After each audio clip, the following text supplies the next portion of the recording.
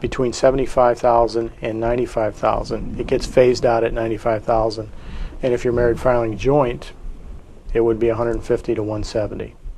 So if they make more than $95,000, then this is not going to be available to them. Correct.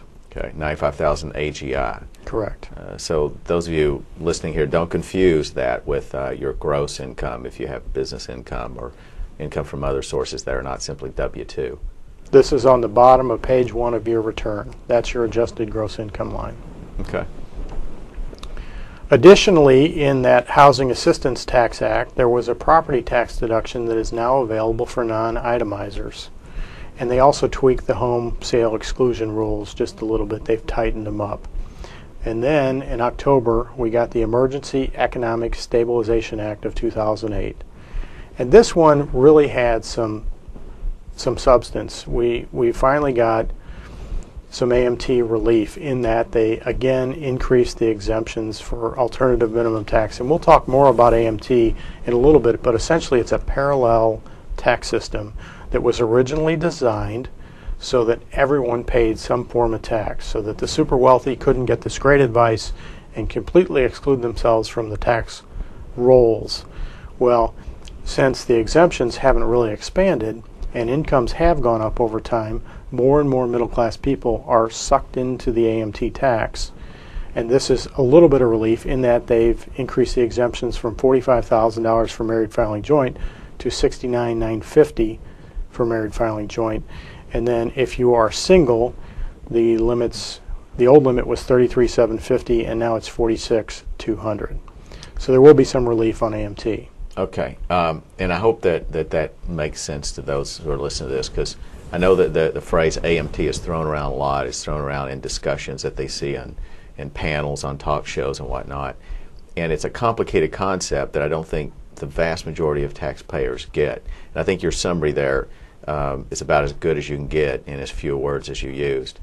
The whole idea is to capture and tax income that might otherwise be deducted or exempted through this hodgepodge of legislation. So you could grab a number of taxpayer favorable provisions and use them, and without this you might be able, by bundling all these, to avoid having taxation on virtually all your income theoretically. So the mechanism that they've created to capture it is the AMT. So the AMT is really capturing, for the most part, a lot of passive income, right? It does hit that, but the big offenders of AMT are state and local income taxes, private activity municipal bond interest, miscellaneous itemized deductions on your Schedule A, which are near the bottom of Schedule A. So you have a lot of people who, in high tax states, will be paying AMT because they get no benefit of that state tax deduction for alternative minimum tax purposes. There is some planning that you can do. You can try and accelerate or defer your state tax payments, but really all you're doing is deferring the AMT from one year to the next. You're not getting away from it, but these increased exemptions will help. And there may be legislative relief coming down the pipe. At some point, Congress has to sit down, like they have to do with many things, and attack this problem to come up with a solution, because these Band-Aids that they're putting on it every year or every few years aren't going to make the problem go away. They're just extending the problem into the future. Okay. There's a couple other things in this Emergency Economic Stabilization Act. We used to have, and they've now extended, the sales tax or state income tax deduction. So in other words, in a year when you had a wedding in the family with a big sales tax on it, or you bought a big boat, anywhere where you paid a bunch of sales tax and that sales tax amount exceeded your state income tax, you could deduct the sales tax rather than the state income tax. You can't do both, but we have that back, and you can do one or the other, whichever is better for you. The college tuition deduction for $4,000 of college expenses deducted on page 1 is back. If you're a teacher, you can deduct up to $250 on page 1 of your educator expenses, and the tax savings on that is tremendous. Now, but there's a point, though, where that disappears, right, at certain levels of income?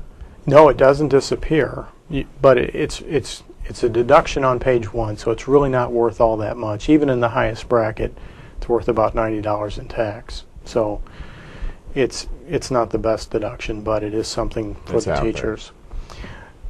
What is back is the tax-free IRA distribution for charitable purposes. And you see a lot of older folks that have to take money out of their IRA every year.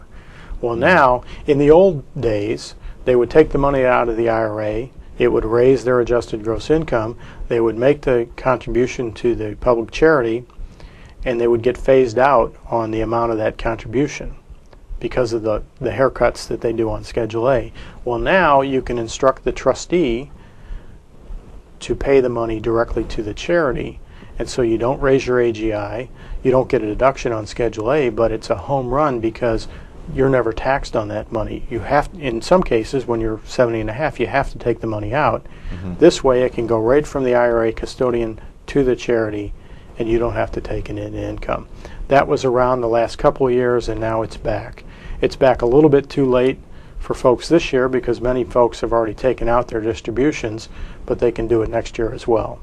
So effectively what this is allowing them to do is they would have, in a step process, they would have accepted as income the amount that was withdrawn, and they would have taken a deduction on the full amount were it permitted, this gift to what would be called a 501c3, and I think some of our listeners and viewers may be familiar with that.